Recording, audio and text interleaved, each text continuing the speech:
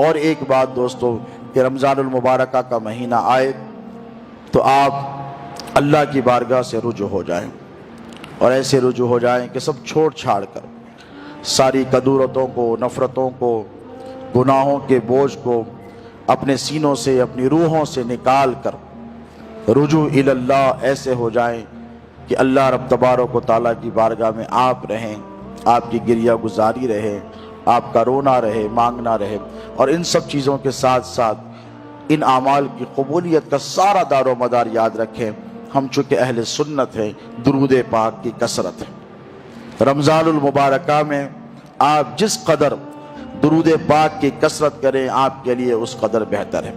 امیر المومنین سیدنا عمر فاروق رضی اللہ تعالی عنہ فرماتے ہیں، کیونکہ رمضان میں اعمال کو اٹھایا جاتا ہے آسمانوں کی طرف اجابت کے لیے، قبولیت کے لیے، اور اس میں اجر بہت زیادہ بڑھا دیا جاتا ہے۔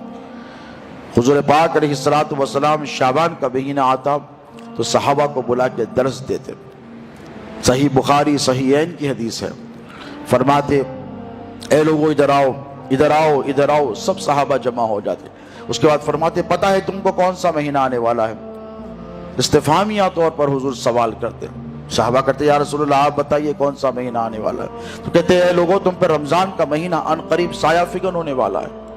حالانکہ صحابہ جانتے ہیں رمضان کا مہینہ آنے والا ہے۔ اس کے بعد فرماتے پتہ ہے اس کے دن میں روزوں کو اللہ نے تم پر فرض کیا ہے، رات میں تراویح تم پر سنت کی گئی ہے میری، اس میں قرآن مجید کا نزول ہوا ہے۔ ایک ایک کر کر رمضان المبارکہ کے محاسن و کمالات و فضائل صحابہ کے درمیان حضور ارشاد فرماتے تاکہ ان کو رمضان المبارکہ کے لیے تیار کیا جا سکے۔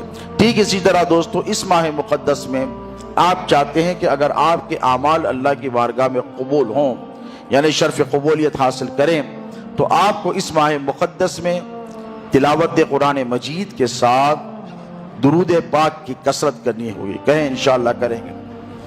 دیکھیں جو کثرت سے درود پڑھتا ہے، حضور فرماتے ہیں کہ میں اور وہ دونوں قیامت میں ایسے قریب رہیں گے، اتنے قریب رہیں گے۔ اب زیادہ پریشان ہونے کی ضرورت نہیں۔ کثرت سے درود کا مطلب یہ نہیں کہ 1000 2000 3000۔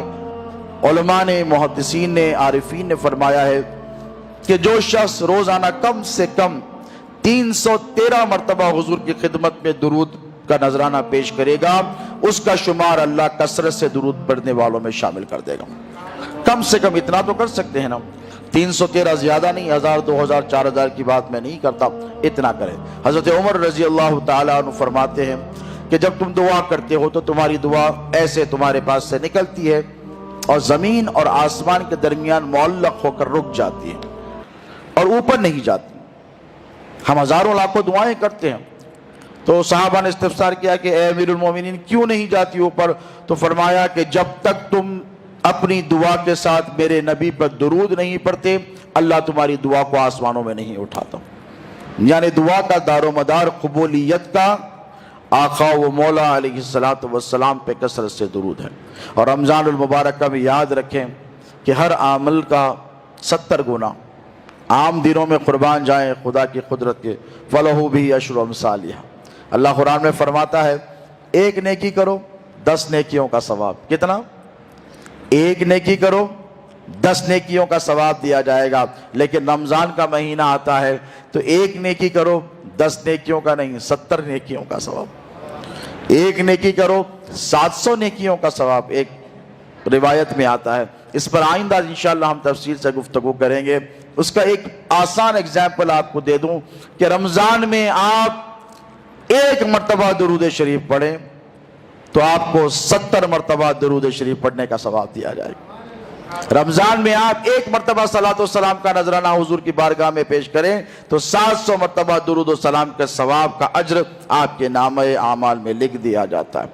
آپ 1 روپیہ خیرات کریں تو آپ نے 1 روپیہ خیرات کیا تو فرشتہ 1 روپیہ نہیں لکھے گا، فرشتہ 10 لکھے گا عام دنوں میں۔ حدیث قرآن کا قانون بتا رہا ہوں میں آپ، قرآن کا قانون۔ 1 روپیہ مسلمان خیرات کرتا ہے تو فرشتہ 1 نہیں لکھتا، 10 لکھتا ہے۔ اللہ 10 گنا بڑھا دیتا ہے اس کو، کیونکہ تو نے میری خاطر کیا ہے۔ ٹھیک اسی طرح رمضان میں 1 روپیہ آپ نے خیرات کیا تو فرشتہ وہاں پر 70 یا پھر 700 روپے کا ثواب لکھے گا۔ بتائیے اتنا کریم، اتنا سخی کوئی ہے ہمارے پروردگار کے سوا جو بندوں پر اس قدر کرم فرماتا ہے، رحم فرماتا ہے۔